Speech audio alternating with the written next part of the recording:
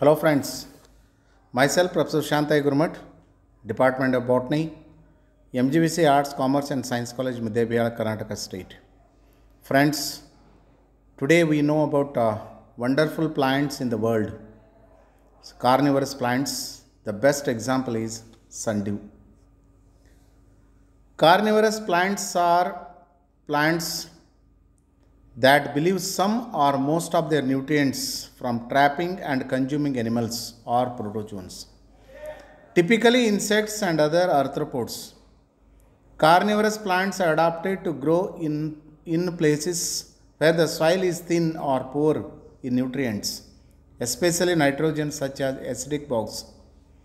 The example Drosera or a sundew, the classification of the sundew, it comes under kingdom Plantae, order Caryophyllales, family Droseraceae, the genus Drosera.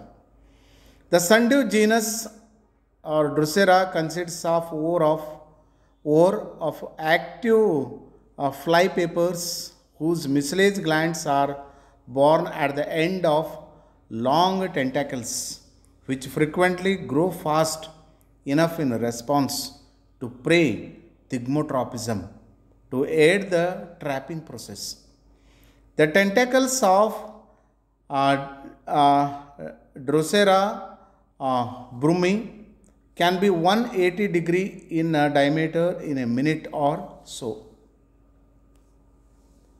Sundew are extremely cosmopolitan and are found on all continents except the Antarctica mainland. They are most diverse in Australia, the home to the large subgroup of pygmy sundews such as Drosera pygmea, and a number of tuberous sundews such as Drosera peltata, which forms a tuberous that aestivate during the dry summer months. These species are so dependent on insect sources of nitrogen that they generally lack the enzyme nitrate reductase, which most plants require to assimilate soil-borne nitrate into organic forms. Sundews are characterized by the glandular tentacles topped with sticky secretions that cover their lamellae.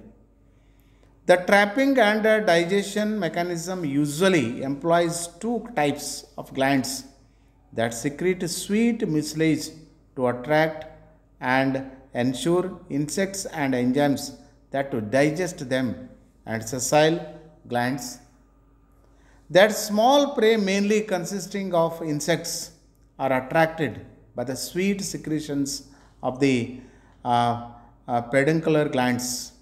Upon touching these, the prey become entrapped by sticky mucilage, which prevents their progress or escape. Eventually, the prey either succumb to death through exhaustion or through asphyxiation as the mucilage envelopes them to clogs their spiracles. Death usually occurs within 15 minutes. The plant, meanwhile, secretes esterase, then peroxidase, phosphatase, and protease enzymes. These enzymes dissolve the insect and free the nutrients contained within it.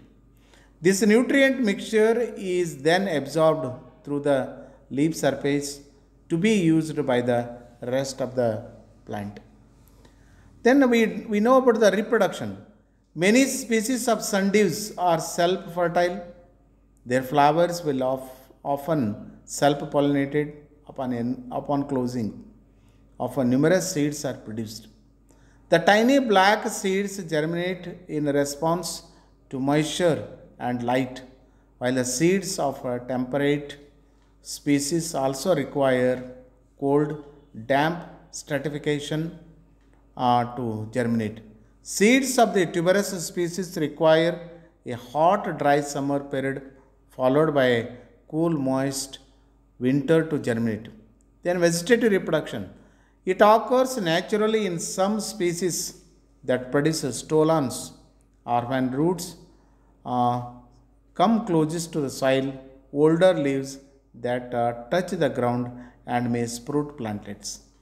Sundews reproduce asexually using specialized scale like leaves called gymae.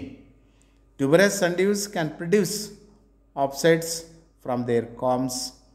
In culture, sundews can often be propagated through leaf, crown, or root cuttings, as well as through seeds. Okay, thank you, friends. So we meet in the next video.